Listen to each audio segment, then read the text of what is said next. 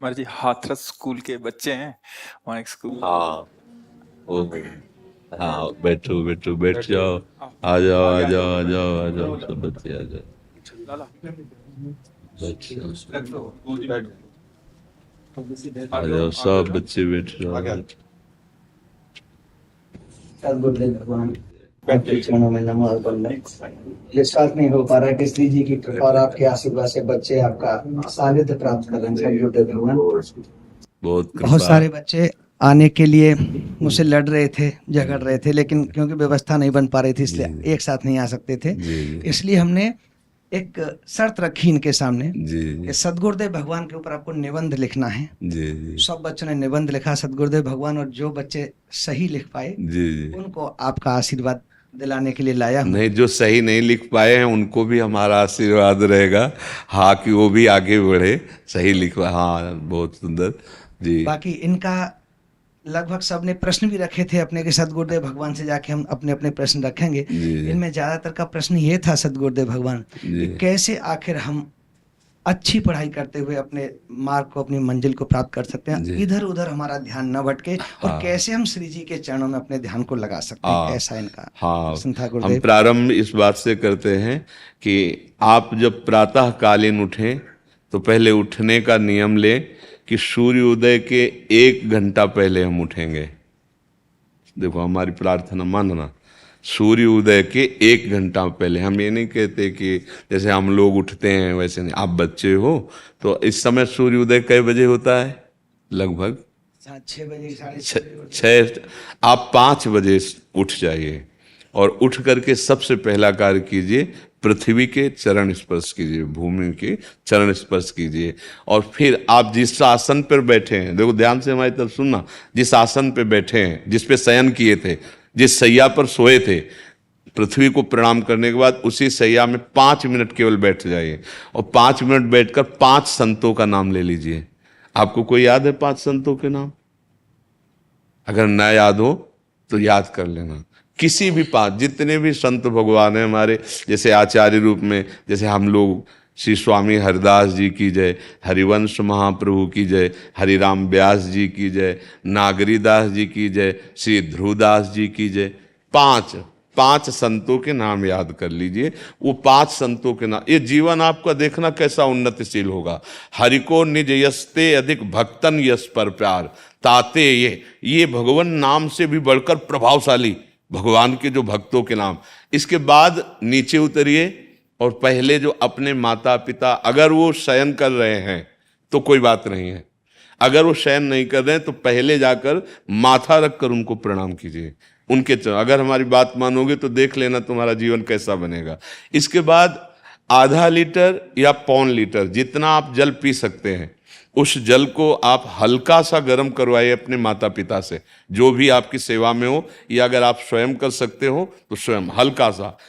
अगर 500 ग्राम पी जाए तो और अच्छी बात है, और इससे ज्यादा पी जाए तो अच्छी बात है। वज्रासन में बैठना आता है? वज्रासन जानते हो आप लोग? कैसे, हमें बैठ के दिखाओ। नहीं, ये पद्मासन है। देखो वज्रासन, वो देखो बैठ रहे हैं, ये दोनों पैरों को ऐसे करके। इसमें, इससे बैठकर जल पिया जाए।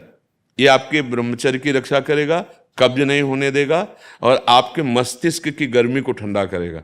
ऐसे वज्रासन में बैठकर धीरे धीरे 5 या 10 मिनट में जल पिया जाए। एकदम ना पिया जाए, गिलास में लेकर के 500 ग्राम जल धीरे धीरे उसको पिया जाए। फिर इसके बाद आपको 100-200 कदम टहलना है। फिर इसके बाद आप शौच जाइए।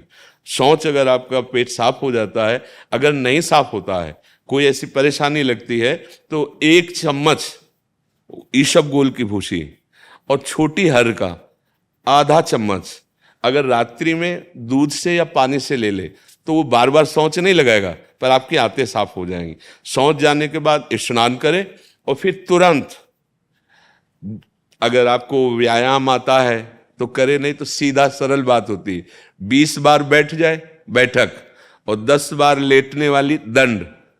और इसके बाद जो अनुलोम विलोम, जो इससे खींचे इसे छोड़ दे, इससे खींचे इसे छोड़ दे। इसके बाद दोनों हाथ ऐसे करके